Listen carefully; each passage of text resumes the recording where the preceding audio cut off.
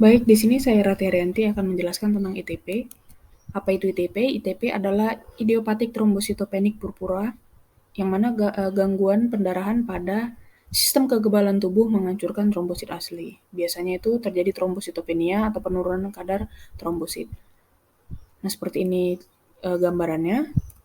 Kemudian seperti kita tahu trombosit itu gunanya untuk pembukuan darah, di mana bila terdapat luka, trombosit akan berkumpul ke tempat luka, kemudian memicu pembuluh darah untuk mengkerut atau agar tidak banyak darah yang keluar. Nah, kemudian ITP sendiri itu lebih mempengaruhi pada perempuan daripada laki-laki, dan kemudian biasanya sering terjadi pada anak-anak daripada orang dewasa. ITP itu sendiri dibagi 3, yaitu akut, kronik, dan kambuhan. Nah, yang akut sendiri biasanya terjadi pada anak-anak, kemudian setelah 6 bulan, itu biasanya nilai trombositnya sendiri kembali normal. Kemudian ITP akut biasanya terjadi pada orang dewasa, kemudian itu terjadi lebih dari 6 bulan. Kemudian ITP kambuhan yang terjadi secara relapse.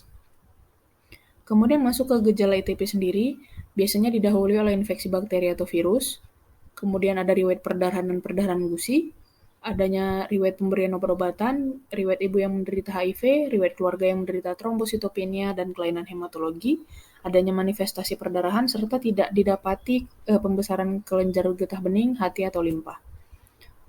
Kemudian penyebabnya sendiri itu masih belum pasti, cuman di antara penyebab-penyebabnya antara lain terjadi karena trombositopenia, kemudian infeksi virus, paparan bahan kimia, pengaruh radiasi, malnutrisi, serta mekanisme imun yang menghancurkan trombosit. Untuk menegakkan diagnosis, kita lakukan pemeriksaan penunjang, yaitu pemeriksaan darah lengkap.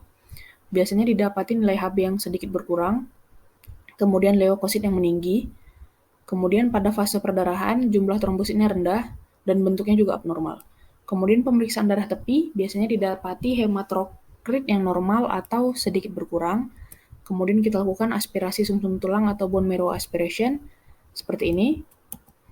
Kemudian untuk tata laksananya sendiri itu kita lihat dari ITP jenis apa, kemudian pada fase perdarahannya bisa diberikan dexamethasone 28 mg per hari, kemudian ada metilprednisolon dosis 30 mg per hari yang dinaikkan dengan dosis yang dilanjutkan dengan dosis 20 mg per hari selama 4 hari, kemudian bisa diberikan rituximab 100 mg atau 370 mg per minggu selama 4 minggu, kemudian terapi obat kombinasi obat, ada siklosporin A, azathioprine, metilprednisolon, IVIG, anti-D, vincristin, dan danazol.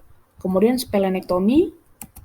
Nah, kemudian kita edukasi tentang penyakit ITP itu sendiri, kemudian kita suruh untuk pasien bed rest total, kemudian kita edukasi juga untuk pasien supaya mengenali tanda-tanda awal dari ITP tadi, yaitu gusi berdarah, mimisan, muntah darah, dan BAB berdarah.